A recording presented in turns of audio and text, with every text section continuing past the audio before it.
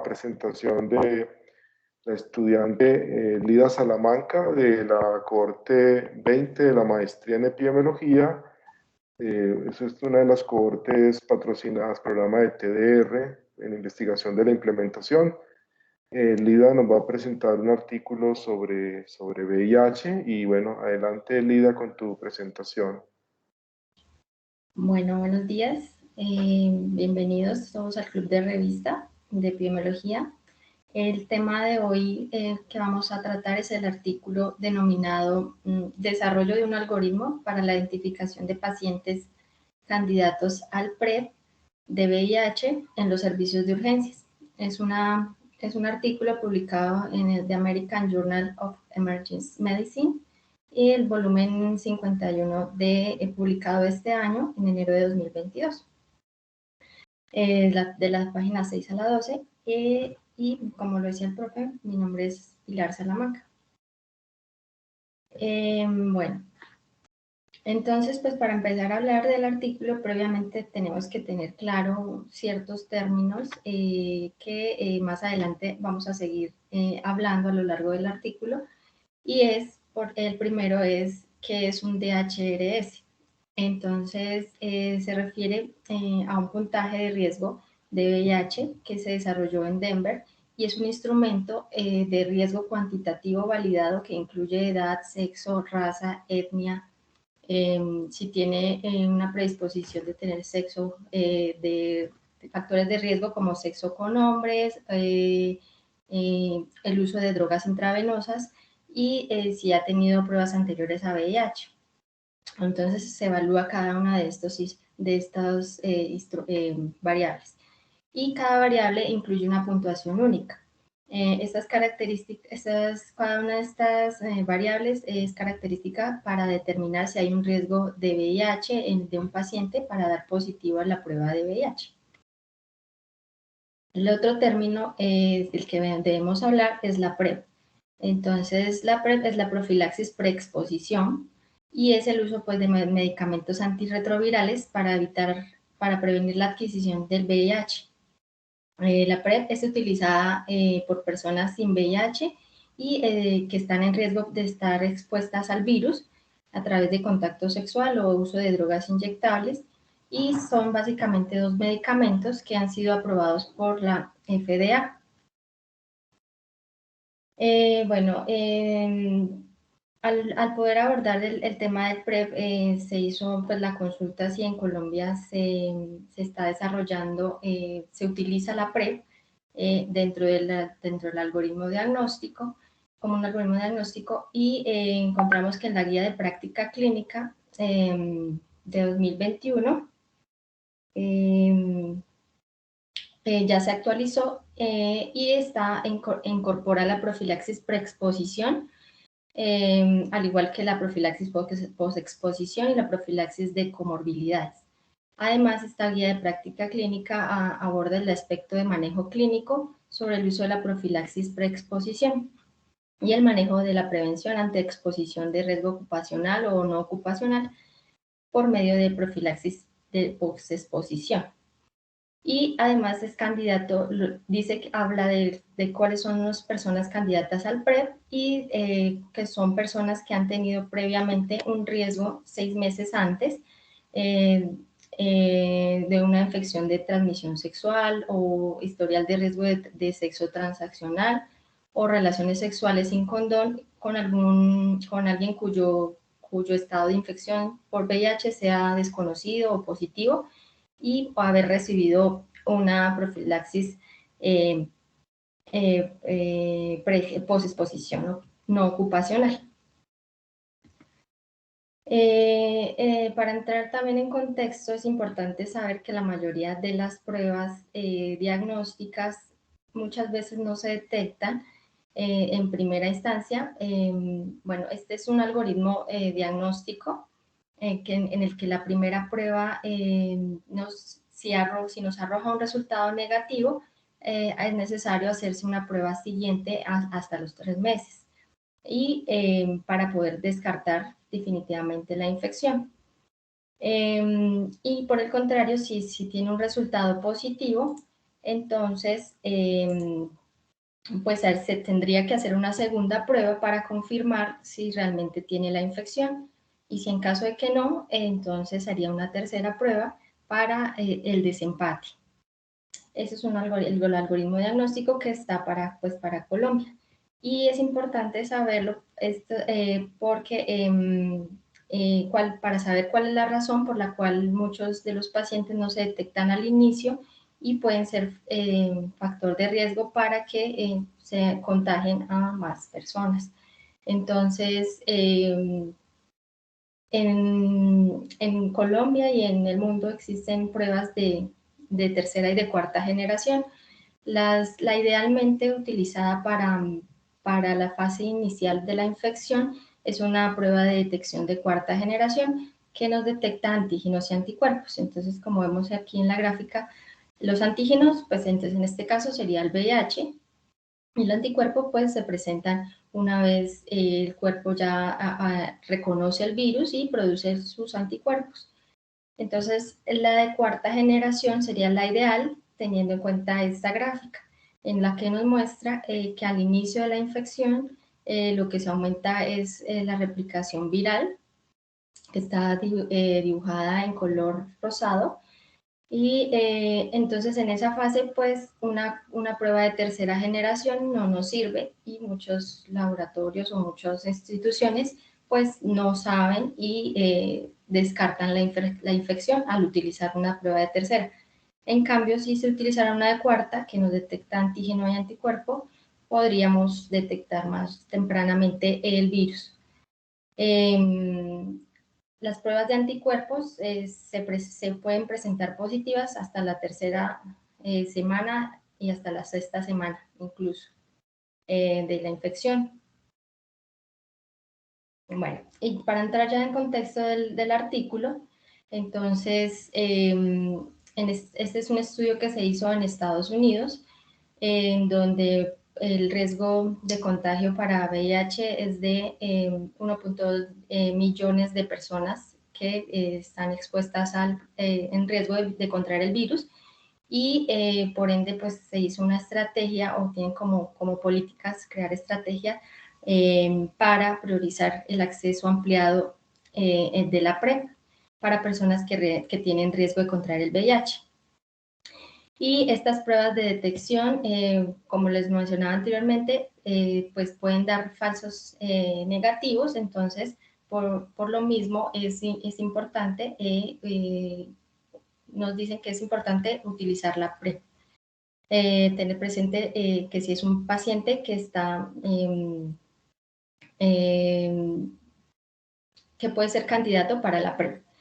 Y además se sabe muy poco de la mejor manera de identificar a esos pacientes que serían elegibles para la PrEP y la mejor manera de iniciar la PrEP. En 2012 se inició el DHRS, como les decía, en Denver, y se desarrolló como una herramienta para clasificar a los pacientes con disfunción eréctil en grupos de riesgo para facilitar la detección selectiva del VIH. En 2015, este método o esta herramienta fue validada por una Corte Nacional de Pacientes con pruebas de VIH. El DHRS pues no es claro hasta qué punto podría usarse para respaldar la identificación de pacientes. Por lo tanto, entonces se aprobó la PrEP, el uso de tenofovir y emtricitabina oral, que eran una vez al día para la prevención primaria de VIH. Y fueron emitidas unas pautas de práctica clínica para el uso de la PrEP determinadas por el CDC de Atlanta. Entonces, el objetivo del estudio fue estimar la precisión de la puntuación del riesgo de VIH de Denver, el cual es una herramienta cuantitativa de riesgo de VIH, y determinar la elegibilidad de la PrEP, que sería una evaluación inicial. Adicional, el otro objetivo era incorporar la DHRS en un algoritmo diagnóstico de detección novedoso para optimizar la sensibilidad y la especificidad y determinar la elegibilidad de la PrEP. Entonces, este fue un estudio observacional prospectivo utilizando un diseño de encuesta estructurada, en donde se aplicó a a dos establecimientos o dos instituciones de salud en Estados Unidos, en Denver Health Medical Center en Denver, Colorado, y en Alameda Health System de Highland Hospital, Oakland, de California. Estos centros de salud lo que hicieron primero fue aprobar esta encuesta a través de la Junta de Revisión Institucional Local, y adicionalmente a todos los pacientes se les preguntaba acerca de si autorizaban el uso de esta encuesta como un consentimiento informado. Y entonces estos programas que se inculcaron en estas instituciones se basaba principalmente en Denver para la detección exclusiva voluntaria específica utilizando el DHRS, y en Oakland era un programa de tamizaje de exclusión no dirigida.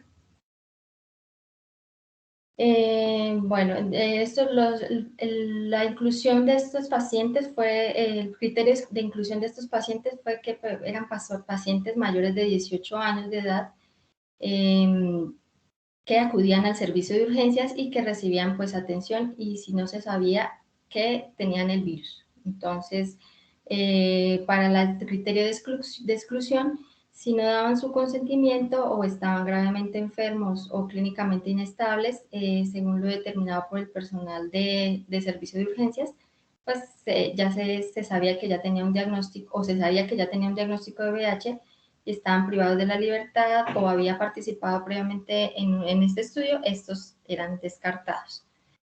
La toma de los encuestas fue de inscripción de 7 a.m. a 2 de la mañana durante 7 días de la semana continuos. Para recopilar estos datos, el instrumento era un instrumento de respuesta cerrada y que fue desarrollado por expertos en contenido y metodología en materia de medicina, de emergencias médicas, de infecciones, de enfermedades infecciosas, de epidemiología, prevención de VIH, PrEP, salud pública. Y entonces desarrollaron este instrumento con estos datos. Entonces tenía demográficos como el nivel de educación, pruebas anteriores de VIH, si tenía riesgo de VIH percibido, o ningún riesgo o riesgo muy alto, si tenía un historial de uso de drogas inyectables y si alguna vez había compartido agujas, prácticas sexuales, orientación sexual, sexo, el número de parejas sexuales, tipo de sexo, el uso de si utilizaba condones o no, el estado serológico para VIH y si ya tenía un diagnóstico o tratamiento previo de infecciones bacterianas de transmisión sexual. Este instrumento entonces fue diseñado específicamente para calcular el DHRS de todos los pacientes y al mismo tiempo pues determinar la elegibilidad para la PrEP según los criterios del CDC, que más adelante les voy a mencionar cuáles son esos criterios que determina el CDC. Como lo vemos acá en esta tabla, a cada una de las variables se le asignaba un puntaje que pues, iba sumando para poder después determinarlo si estaba en riesgo bajo, riesgo muy alto. Riesgo bajo, muy bajo era si daba un puntaje de -4 a +19. Si era riesgo bajo era de +20 a +29. Si era riesgo moderado de +30 a 39, si era un riesgo alto de 40 a 49 y si era muy alto de 50 a 73.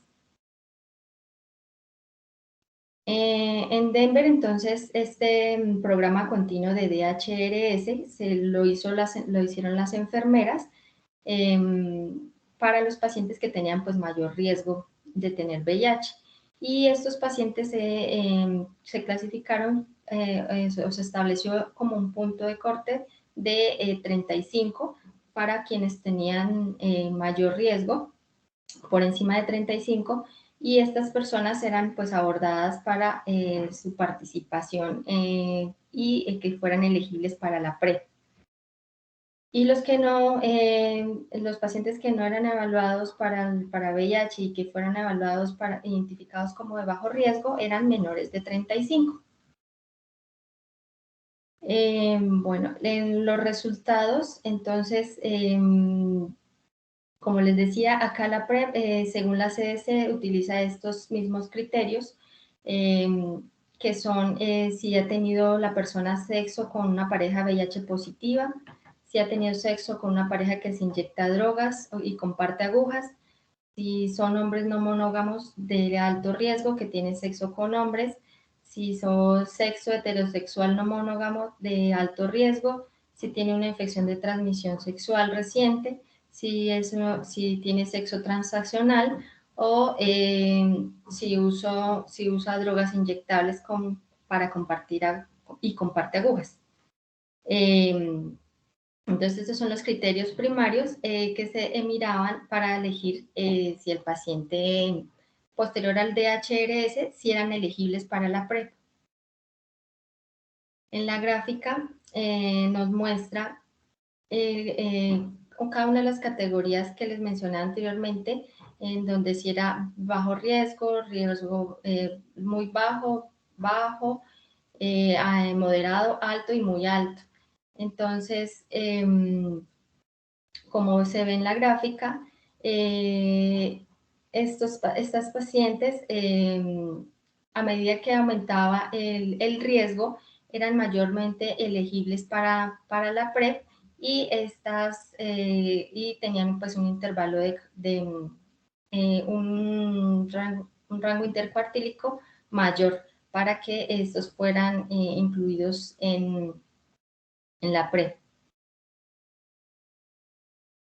Bueno, estos datos obtenidos fueron capturados electrónicamente y almacenados en REDCap y los análisis utilizando SAS Enterprise y Stata. Estos datos obtenidos también se les hizo pues los análisis estadísticos como la media, la desviación estándar y para los que no eran no tenían una distribución normal, se hacía mediana y rango intercuartílico. Y se calcularon las sensibilidades y las especificidades para la DHRS en lo que se respecta a la identificación de pacientes elegibles para la PrEP.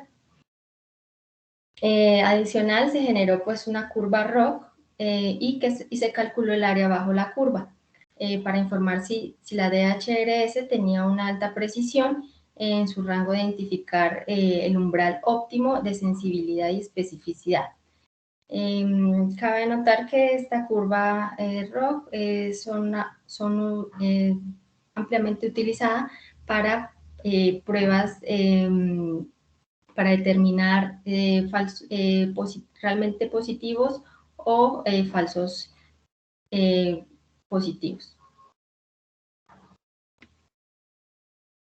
Y entonces en este estudio, esta DHRS, al identificar el umbral y optimizar la sensibilidad y la especificidad, luego se incorporó en el algoritmo diagnóstico, pero entonces inicialmente se obtuvo un punto de corte o el punto óptimo de 35, en el que se obtuvo una sensibilidad y una especificidad de sensibilidad de 59.7% y una especificidad de 71.4%.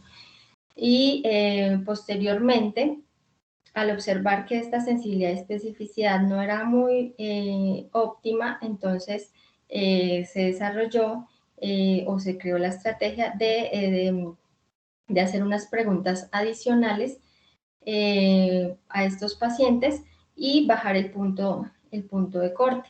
Entonces se estableció el punto de corte de 25, de más o menos 25, perdón, de mayor o igual a 25, y adicional cuando se hicieron las preguntas, y esto nos determinó que tenía una mayor sensibilidad y una especificidad. En la sensibilidad se obtuvo una sensibilidad de 92.4% y una especificidad del 100%.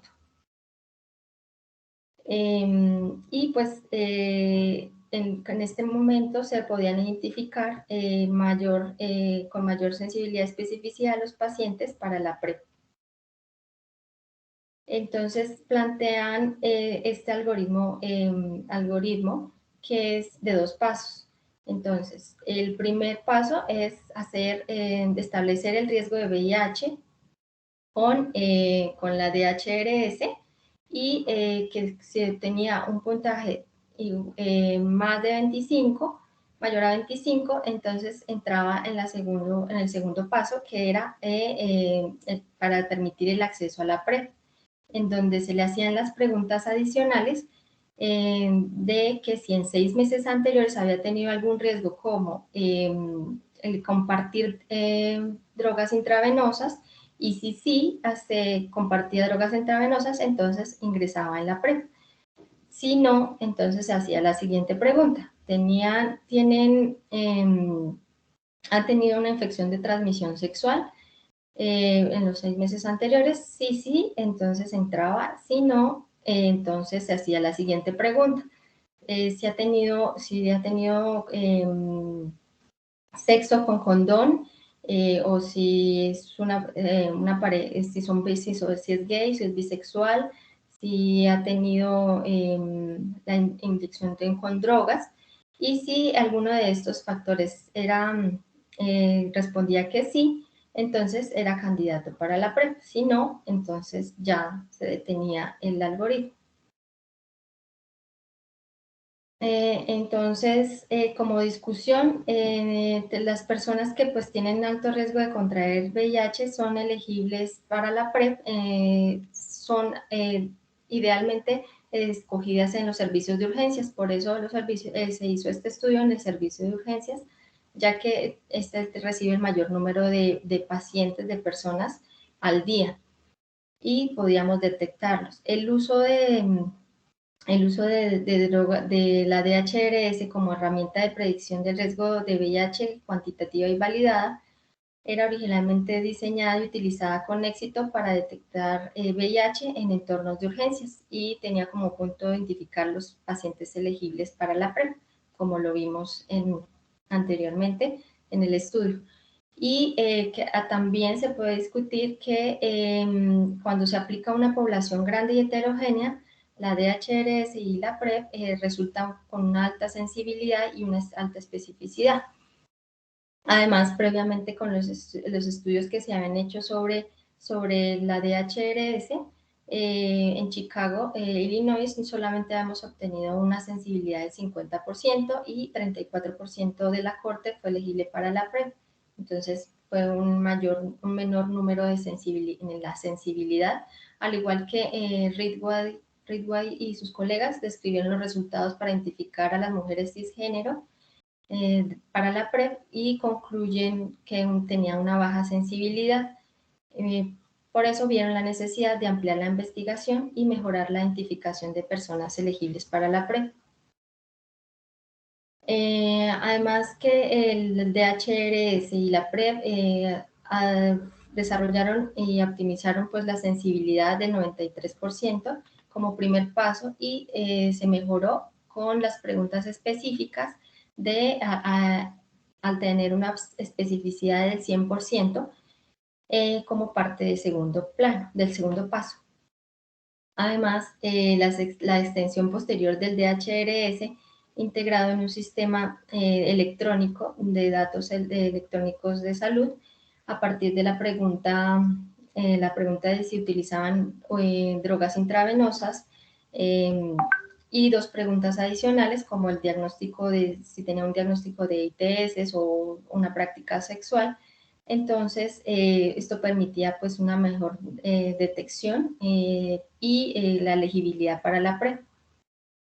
Y aunque el segundo paso en sí mismo resulta con una alta sensibilidad y una especificidad, no es realista aplicarlo a todos los pacientes del servicio de urgencias, teniendo en cuenta que pues algunos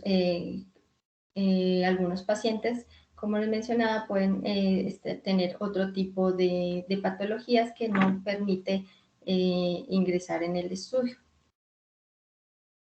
Entonces, como conclusión, el desarrollo de un modelo de dos pasos comienza con el DHRS y demostró que se tuvo una mejor sensibilidad y una especificidad al hacer el uso de estas preguntas adicionales y bajar el umbral o el punto de corte para establecer los pacientes elegibles para la PrEP.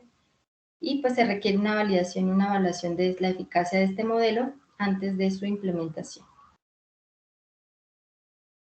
Estas fueron las referencias utilizadas. Muchas gracias. Gracias, Lida, por la presentación.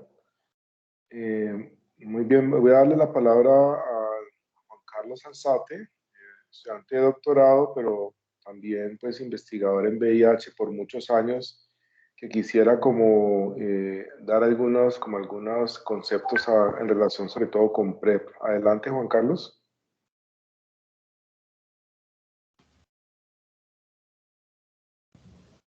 Sí, hola profe, buenos días a todos y gracias Lida por la presentación.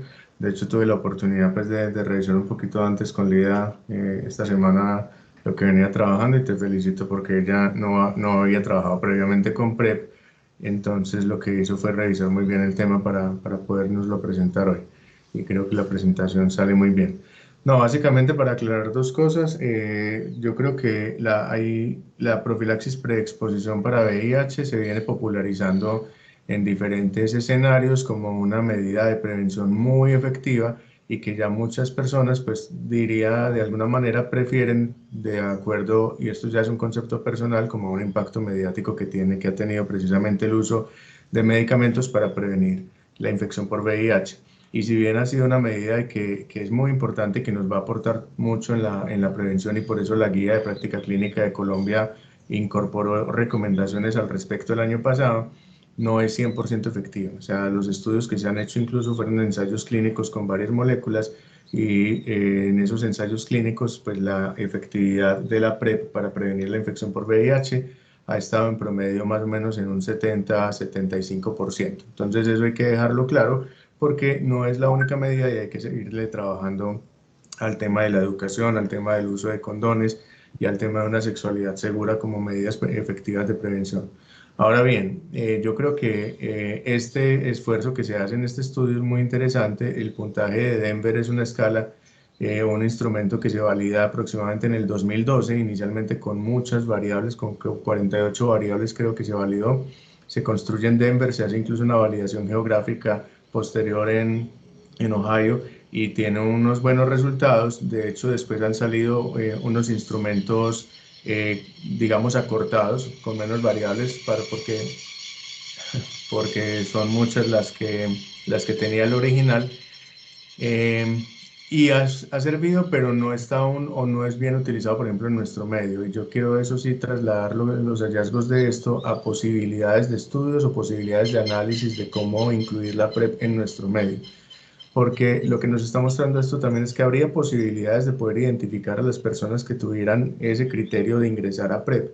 Y en nuestra guía eso no quedó suficientemente claro. La guía lo que dijo fue que las personas que tienen riesgo sustancial de VIH serían las que se beneficiarían de PrEP y el riesgo sustancial se definió básicamente de acuerdo a los criterios de inclusión de los estudios o de los ensayos clínicos que se hicieron o que se analizaron para sacar las recomendaciones de PrEP. Entonces yo creo que es un esfuerzo interesante y que vale la pena. Ahora ya en la parte metodológica pues tendrá mucha discusión este estudio. De todas maneras hay algunas situaciones también que se pudieran analizar que tienen que ver con el estándar de oro, si lo podemos llamar así, o el estándar de referencia, qué problemas podría tener en este escenario, creo que varios. también lo que tiene que ver con los problemas del espectro, porque las prevalencias no son iguales, por ejemplo, en todas partes, con la selección de los pacientes. O sea, hay una serie también de situaciones que es interesante revisar ya en el aspecto metodológico para saber qué tan precisos son estos resultados que ellos nos están dando y ese algoritmo, qué tan preciso es. Ellos nos dan unos resultados de sensibilidad, especificidad y también una discriminación con un área bajo la curva importante. Pero vale la pena revisarlo con mayor profundidad y si lo vamos a aplicar en nuestro medio, pues también valdría la pena hacer ya una situación de validación diferente. Nada más eso, profe, quería agregar. Gracias, Juan Carlos. Derlis, adelante. Sí, buenos días. Justamente quería preguntar eso, pero el profe ya respondió referente a la validez de la encuesta que se había utilizado. Y lo que me llama la atención es por qué solamente a hombres, Pilar. No dice nada más o menos el artículo de por qué, porque yo leí y no decía referente del por qué solamente toman a hombre y no, por ejemplo, a mujeres que son trabajadoras sexuales o otro tipo de población. Sí, sí las incluye, de pronto no me hice entender. Digamos que todas están categorizadas dentro del riesgo de tener sexo sin condón, pero también nos habla de obviamente parejas heterosexuales, homosexuales, no sé si de pronto no lo viste. Ah, no, es que como la mayoría de lo que estaba escrito en la presentación decía mucho hombres. Hombres, hombres, hombres. Entonces yo pensé que el trabajo era direccionado solamente a hombres, pero bueno, ahora con eso ya. No, está direccionado hacia quien tiene factor de riesgo de contraer el VIH. Ok, listo. Gracias.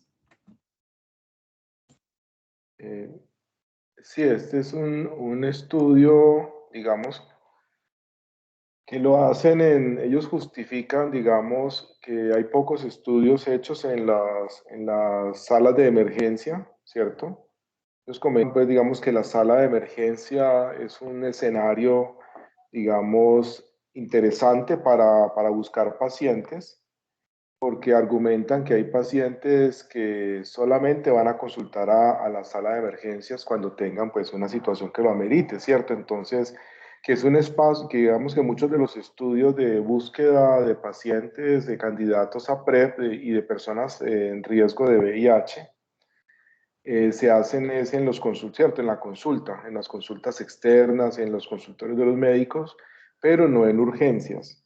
Incluso me llama la atención que comentan que está todavía por estudiarse bien realmente la implementación de esto en las salas de urgencias porque, digamos, no se conoce bien cuál es la aceptabilidad que pueda tener el paciente que va a urgencias para que lo, digamos, le apliquen esta prueba tamiz, este score de tamización y le pregunten por un asunto, pues que seguramente no es la razón por la cual él está consultando.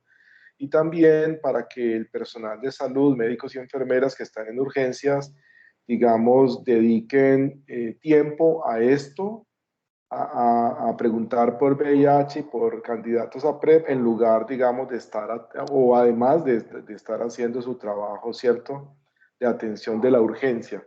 Entonces ellos plantean, pues es interesante en la discusión eso, porque y tienen toda la razón, ¿cierto? Para la implementación de este tipo de estrategia en urgencias, eso digamos que habría que mirarlo bien, ¿cierto? Porque no necesariamente sí, seguramente va a haber dificultades en esa parte. Quería comentar también que, digamos, Lida, tú puedes colocar nuevamente la gráfica, la figura 1, por favor, las dos figuras, para que miremos la figura 1 y la figura 2. Yo quería como hacer dos comentarios sobre esas figuras. Profe, permiso. Señor, adelante. Solamente para comentar un poco, profe, lo que usted acabó de decir ahora. En Brasil también se hizo un trabajo en donde se veía como población para encuesta o para realizar algún tipo de cuestionario a pacientes que iban a urgencias.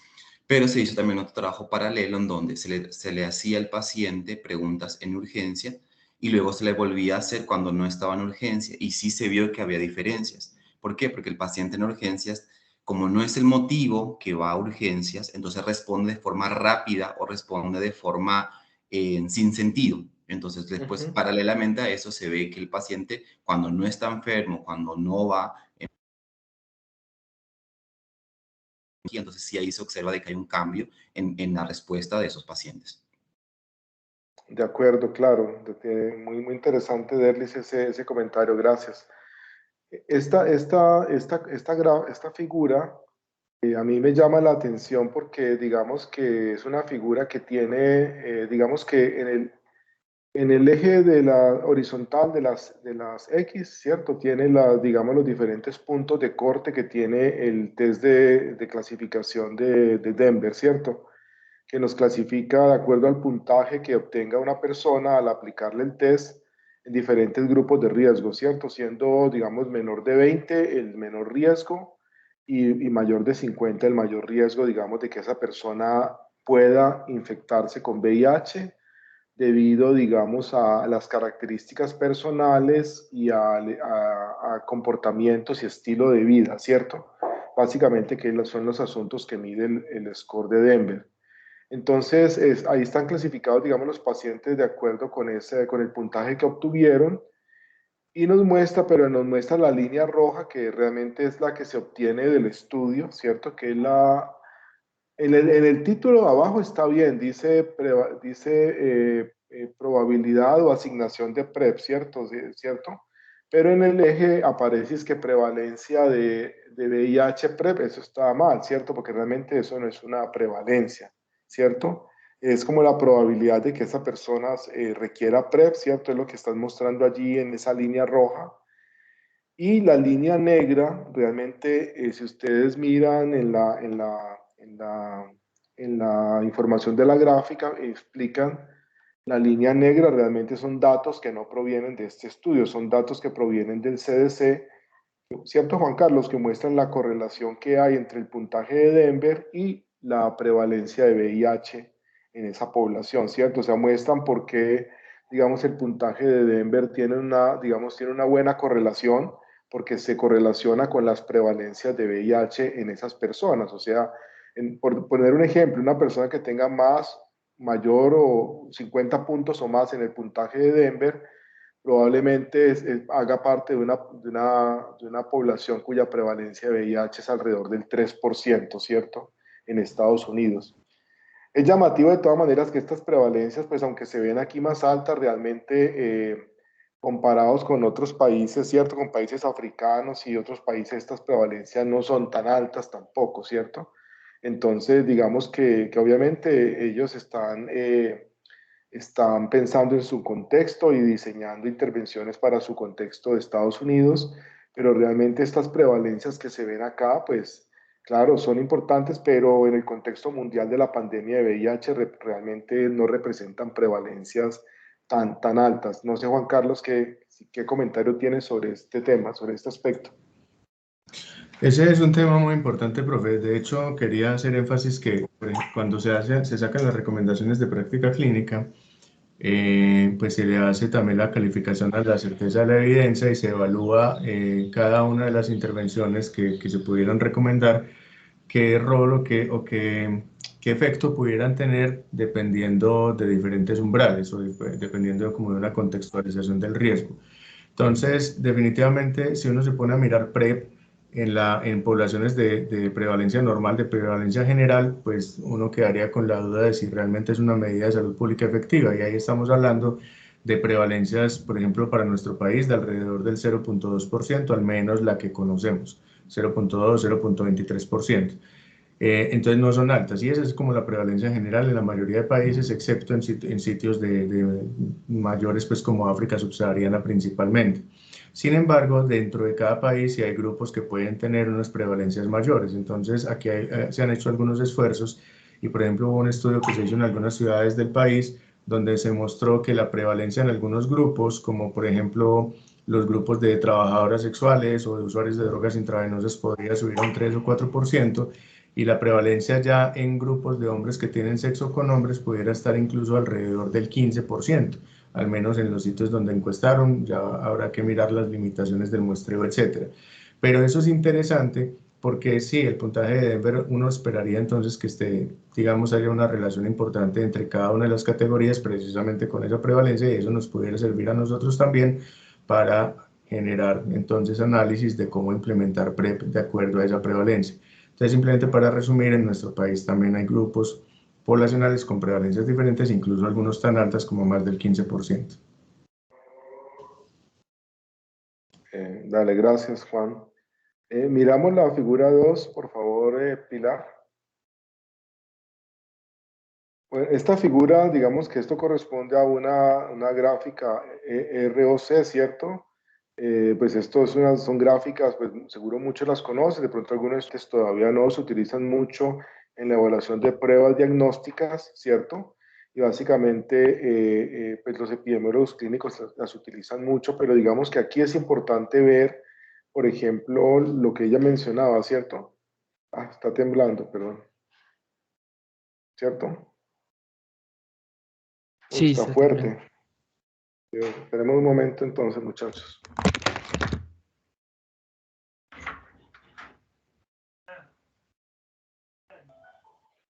Ah, Dios mío.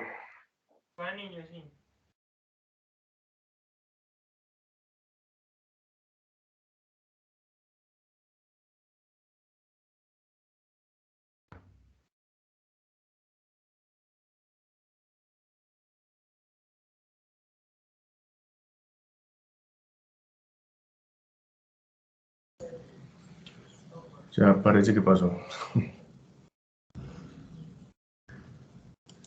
Sí, parece que pasó No. ya, no sé.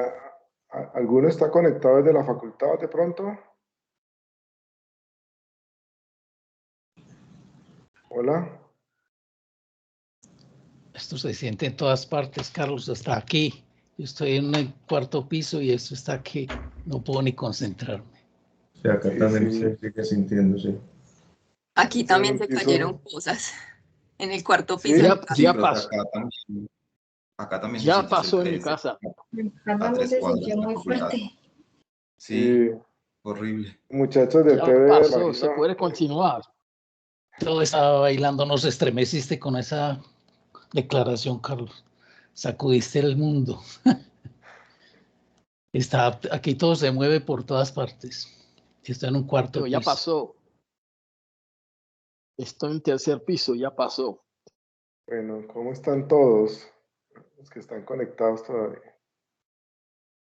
Muy bien, profe Carlos. Ya no Bueno, pasó nada. Poli, Gracias. que Súper bien. Ni se le ocurra dormir en el crepi. este es un... Ah, está Lida. Lida, ¿cómo estás? Hola. Ay, me No, asusté mucho. Claro, pero bueno, aquí creo que todos estamos acostumbrados a los estudiantes internacionales. Creo que Derly, ¿se ha sentido temblores o no? ese está Derly se debajo de la cama, no desconectó. le pregunté nada. Sí. Yo creo Ahora que está debajo de la cama. sí. Ah, Eso sí, es, no contesto. Que en Paraguay no creo que tiemble mucho, ¿cierto? debe Por allá estar abajo no. debajo de la Sí. cama en este momento. Listo, No, profe, bueno. en Paraguay y en Solamente Brasil nunca viví esa Ah, experiencia. No, en Paraguay y en Brasil nunca, jamás. ¿sí lo sentiste? Sí, fue horrible. Sí, bueno, menos mal, pues esperemos que no haya pasado nada malo con nadie, qué pena. No, puedes colocar nuevamente la figura, Lida, la figura 2 de la curva ROC. Sí, yo quería como señalar lo que, pues, enfatizar un poco lo que ella menciona allí, y es que, digamos, que en esta figura, digamos, uno puede, cada uno de esos punticos, digamos, ahí se puede señalar los diferentes puntos de corte que puede tener la prueba diagnóstica, ¿cierto? Y digamos que digamos, en este caso, entre más bajo punto de corte, que es como se ve arriba, ¿cierto? Con un punto de corte mayor o igual a 25, esos son puntos de corte, digamos, que maximizan la sensibilidad de la prueba y, digamos, a expensas de la especificidad. Entonces, por eso es que ellos, digamos que esta tamización que hacen como en dos momentos, y eso es digamos que eso es el concepto general, esto no es algo nuevo. Cuando usted utiliza una prueba tamiz en dos momentos o con dos pruebas, la primera prueba que utiliza va a ser una prueba con una alta sensibilidad, así tengo una especificidad muy baja, y es este caso, ¿cierto? Una sensibilidad muy alta, mayor del 90%, pero una especificidad muy mala, menor del 20%.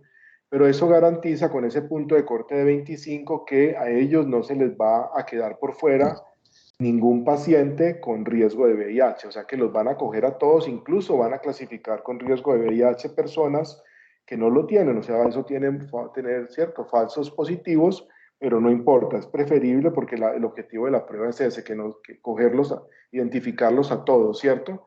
Ya luego, para la recomendación de PrEP, ya ahí sí no se justifica recomendarle PrEP a una zona que no tenga riesgo de VIH, digamos que a un falso positivo. Entonces, por eso es como el segundo tamiz que se hace ya con las preguntas específicas que se ven en la figura 3, que le hacen esas tres preguntas que ya van muy al grano del tema de tres factores que sí son de mucho riesgo para VIH, ¿cierto?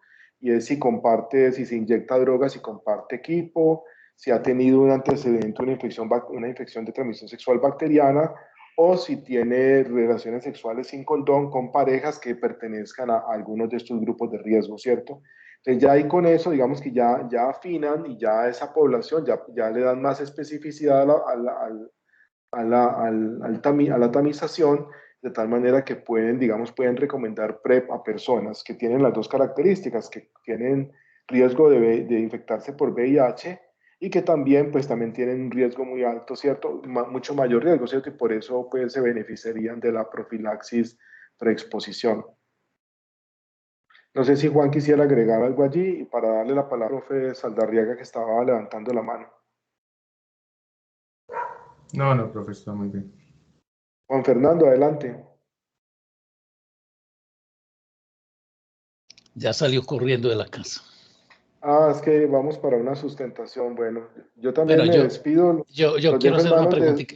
del Quiero SATE. hacer una Sí, profe, preguntita, Carlos, si me permites, adelante. Sí. y a Juan Carlos Alzate, porque estamos hablando de profilaxis y pudiéramos ampliar un poquito ese punto, porque al fin y al cabo profilaxis significa exponerse a otro riesgo que es a una medicación.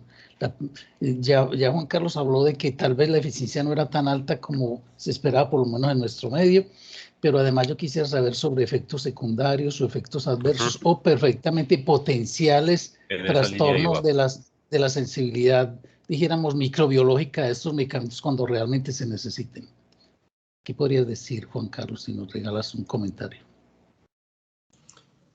Profe, sí, no, realmente en todos los estudios y los seguimientos, los eventos adversos y la tolerancia ha sido muy buena, incluso muchos de los medicamentos que se han utilizado se compararon durante un buen tiempo inicialmente con placebo y las grandes diferencias fueron en algunos asuntos de tolerancia, sobre todo por molestias gastrointestinales, pero no se han visto otros eventos adversos a largo plazo de forma importante.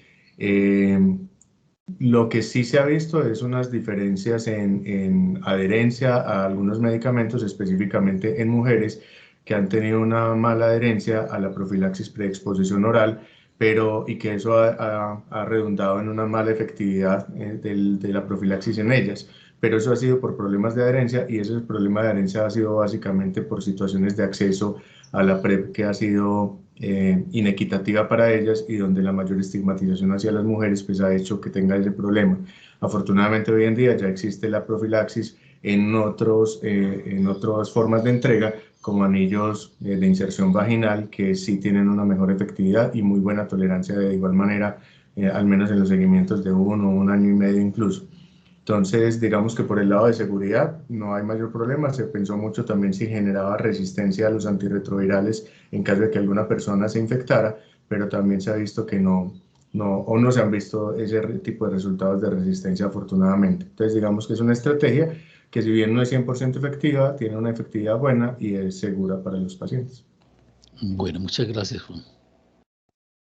Profe Juan Fernando, creo que usted tenía el turno para hablar. Sí, con los buenos días y agradeciendo mucho la presentación de Lida. la concreción y la posibilidad de presentarnos el trabajo para la revisión y discusión con un tiempo suficiente para que tengamos la plenaria. También hay una cosa que me parece supremamente interesante y le agradezco mucho a Juan Carlos el hecho de que tengamos interfaz con nuestros estudiantes de doctorado o maestría. Esto hace que la reunión crezca en términos de calidad y que también los estudiantes puedan identificar necesidades de profundización temática. Mi pregunta iba en esa línea, Lida y profe Juan Carlos, les agradezco mucho las aclaraciones porque siempre vamos a estar epidemiológicamente evaluando el efecto en términos de la perspectiva de eficacia. También la seguridad será una pregunta fundamental a la hora de tomar las decisiones y poder encarar. Tuve un poco de intermitencias cuando se estaba hablando acerca de la incorporación en la guía de práctica clínica y quería conocer si hay conocimiento a nivel local o en Sudamérica de aplicaciones de este tipo de trabajos en el ámbito local. Quería tener una referencia de eso, si ya se estaba aplicando en algunos grupos o que ustedes tengan conocimiento.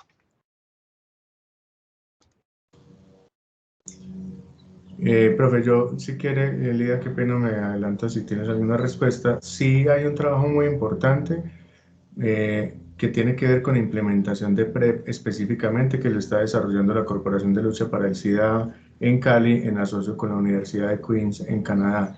Y ellos lo han venido haciendo un trabajo incluso que fue financiado por MinCiencias, que ya nos está mostrando resultados acerca de el análisis de la factibilidad de la implementación de PrEP en nuestro país. Hicieron un trabajo muy interesante con unos análisis cuantitativos, también una investigación cualitativa con diferentes actores, y les puedo compartir en cualquier momento los resultados del estudio porque ya están disponibles y es un esfuerzo inicial muy importante para seguir adelante con este tema. Qué interesante para poder tener la perspectiva ya de la evidencia en el ámbito local de aspectos que surgen como recomendaciones y se incorporan por criterio de medicina basada en la evidencia en guías de práctica clínica. Todos muy buenos días, vamos para una sustentación de tesis, entonces les agradezco mucho. Fue muy bueno el club de revistas. Gracias, profe. Muchas gracias. Bueno, no sé si tienen alguna otra intervención. Creo que ya muchos han podido salir probablemente para la sustentación.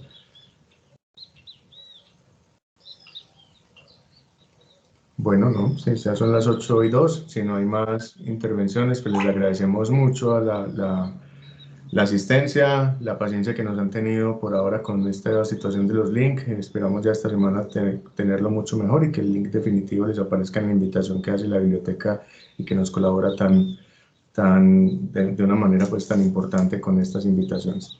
Entonces, Lida, muchas gracias por tu presentación y les deseo un feliz día y una feliz semana para todos. Gracias, felicitaciones y muchas gracias. Muchas gracias. Muchas gracias a ti, doctor. Muchas gracias a todos, que estén muy bien. Igualmente, profesor, muchas gracias.